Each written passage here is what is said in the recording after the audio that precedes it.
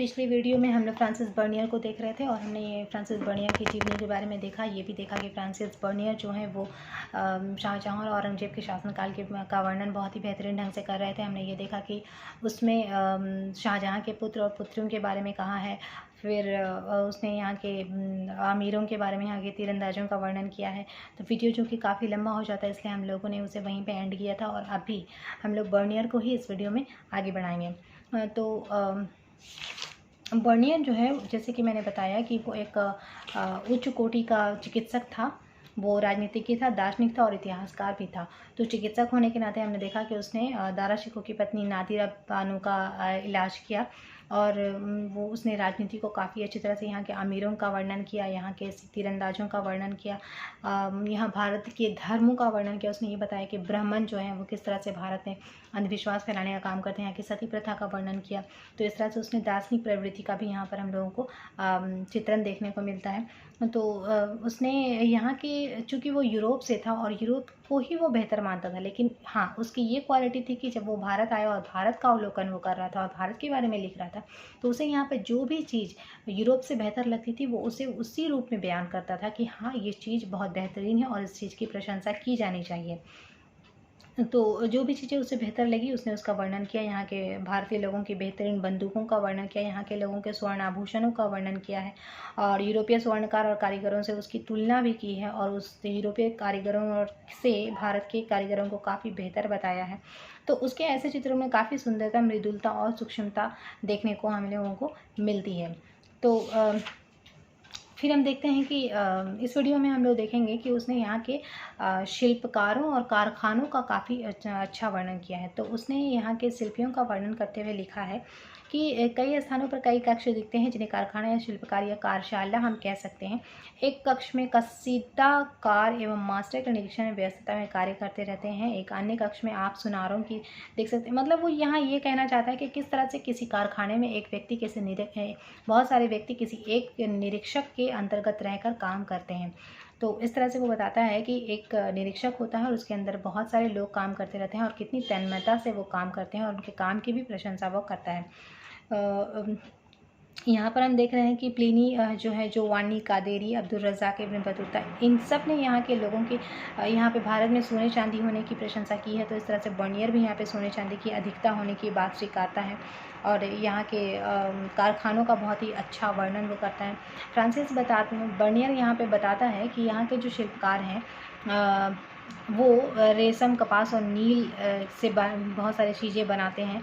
भारत में ऐसे कई भाग हैं जहाँ जनसंख्या पर्याप्त है पर भूमि पर खेती अच्छी होती है। यहाँ शिल्पकार जो है, हालांकि वो मूल रूप से आलसी होते हैं, उसने यहाँ के शिल्पकारों को आलसी कहा है और आवश्यकता से किसी अन्य कारण से अपने आप को गलीचे, दरी, कसीदाकारी, कढ़ाई, सोने और चांदी के वस्त्रों, विभिन्न प्रकार के रेशम और सूती वस्त्रों का उपयोग जो देश में प्रयोग होता है विदेशों से निर्यात किए जाते हैं कि निर्माण का कार्य करने के लिए बातें। कहने का तात्पर्य यह है कि चूंकि अतिरिक्त उत्पादन अगर हो भी रहा है तो उस उत्पादन का लाभ यहाँ के शिल्पकारों को या मजदूरों को नहीं मिल रहा है, बल्कि जो कारखाने के मालिक हैं उनको इसका लाभ मिल रहा है। और यही कारण है कि यहाँ के जो शिल्पकार हैं वो आलसी हैं। मतलब वो उतना ही काम करते हैं जितना काम उन्हें दिया जाता है। वो आवश्यकता से अधिक काम करने की कोशिश नहीं करते हैं, क्योंकि आवश्यकता से अधिक काम करने और आवश्यकता से अधिक उत्पादन करने के बावजूद उन्हें अतिरिक्त उत्पादन का कोई लाभ नहीं मिल पाता। यही कारण है कि वो एक तरह से हम कहें कि उन्हें कोई ऐसी चीज़ उनके बीच नहीं थी जो उन्हें प्रोत्साहित करे कि वो और मेहनत करें। यही कारण है कि उसने यहाँ के कारीगरों को आलसी बताया है, लेकिन उसने इसके पीछे का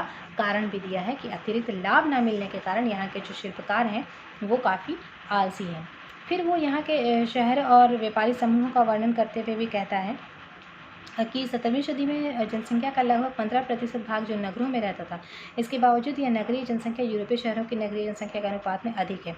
यहाँ एक उल्लेखनीय बात यह है कि बर्नियर मुगल कालीन शहरों को शिविर नगर की संज्ञा देता है। उसके अनुसार ये नगर ऐसे थे जहाँ की राजकीय दरबार लगता था, वहाँ पर स्थापित हो जाते थे, परंतु वस्तुस्थिति ऐसी नहीं है। मुगल काल में सभी प्रकार के नगर को अस्तित्व था, जैसे कि कुछ नगर व्यापारिक होते थे, कुछ बंदरगाह नगर होते थे, कुछ धार्मिक नगर होते थे। और इन नगरों में कुछ व्यवहारिक समुदाय भी रहते थे जो अक्सर सामुदायिक रूप से ही रहते थे। वे अपनी जातीय एवं व्यावसायिक संस्थानों को संगठित करते थे और उनके अनुसार रहते थे। कहने का तात्पर्य यह है कि मुगल काल में जो नगर थे वो कई भागों में कई तरह के नगर होते थे। कुछ नगर धार्मिक होते थे, कुछ व्यापारिक होते थे, कुछ बंदरगाह के नगर होते थे कुछ समुदाय के रूप में व्यापारी रहते थे तो व्यापारिक नगर हो जाते थे। मतलब ये कि जहाँ पे बाजार लग रहा है वो व्यापारिक नगर होंगे, उसके आसपास के जितने भी क्षेत्र विकसित होंगे वो व्यापारिक नगर कहलाएंगे। अगर कहीं कोई तीर्थ स्थान है या कहीं कोई बड़ा मंदिर है या कहीं कोई दरगाह है तो वहाँ पे लोगों का अक्सर आना जाना होता है। वहाँ पर लोग अगर सघनता से बस रहे हैं तो उसे हम धार्मिक नगर कहेंगे। और कहीं पे अगर कुछ व्यापारिक लोग अपने कोई समुदाय और संगठन बनाकर रह रहे हैं तो उसे हम सामुदायिक नगर कहेंगे। और मुगल काल के जो समुदाय है, व्यापारिक समुदाय है, उनका वर्णन करते हुए भी बर्नियर कहता है कि यहाँ पर जो व्यापारियों का समूह है वो महाजन मुखिया होते हैं जिनको सेठ कहा जाता है और कुछ को नगर सेठ भी कहे जाते हैं। इसके अलावा कुछ अन्य लोग भी हैं जो नगरों में रहते हैं, जिनमें चित्रकार हैं, वास्तुकार, संगीतकार, सुलेखक हैं, अध्यापक, चिकित्सक और अधिवक्ता हैं। अगला जो है वो उसमें हम देखेंगे कि बर्नियर यहाँ के किसानों की गरीबी का वर्णन करते हैं बताता है कि यहाँ के जो कृषक हैं उनकी स्थिति बहुत ही दयनीय है। उन्हें बहुत ज़्यादा परिश्रम करना पड़ता है लेकिन अपने परिश्रम के एवज में उन्हें मुनाफा नहीं मिलता और उसका कारण भी उसने दिया है। अगर बर्नियर यहाँ पे जो भी चीज़ कह रहा है उसके पीछे का कारण भी दे रहा है। अगर वो यहाँ के कारीगरों को आलसी कह रहा है तो उसके पीछे का कारण भी दे रहा है। उसी तरह से उसने यहाँ के किसानों की गरीबी का वर्णन किया है तो उसके पीछे कारण भी दिया है। और उसके पीछे का कारण वो ये मानता है कि यहाँ पर अगर कृषक गरीब हैं और यहाँ पे गरीबी है तो उसका एकमात्र कारण है कि यहाँ के जो भूमि है उसका स्वामित्व और राजकीय है। बर्नियर बताता है कि यूरोप में जो भूमि है उसका स्वामित्व वहाँ पे निजी स्वामित्व होता है। मतलब किसी भी व्यक्ति का किसी भूमि पर अधिकार हो सकता है, लेकिन यहाँ पर भारत की स्थिति यह है कि भारत में संपूर्ण भूमि पर सिर्फ और सिर्फ राज्य का अधिकार होता है, राज्य का स्वामित्व होता है और ये यहाँ की गरीबी का बहुत ही मुख्य कारण है। तो बर्नियर बताता है कि अगर भूमि पर व्यक्तिगत अधिकार दे दिया जाए तो शायद यहाँ की गरीबी दूर हो जाएगी, क्योंकि अगर अपनी भूमि होगी तो उसकी दशा सुधारने के लिए व्यक्ति खुद परिश्रम करेगा। लेकिन चूंकि यह राजकीय भूमि है और अगर इसकी स्थिति बहुत ज़्यादा अच्छी हो भी जाए तो भी उसका मुनाफा सिर्फ सरकार को मिलने वाला है। इसीलिए जो कृषक हैं वो इसकी स्थिति बहुत अधिक सुधारने के प्रति उदासीन है। इसके अलावा जो बर्नियर है वो बताता है कि जो यहाँ के लोग हैं कृषि के बारे में उसने ये बताया है कि कृषक कितने तरह के हैं, कृषि से राजस्व की व्यवस्था कैसे हो रही है, राजस्व व्यवस्था की क्या नीति नियम है वो बता रहा है। तो ठीक उसी तरह जैसे आईने अकबरी में और वर्णन किया गया है, बर्नियर भी यही बताता है कि यहाँ पर राजकीय अधिकार को भूमि को खालसा भूमि कहा जाता था जो कि अधिक नहीं थी।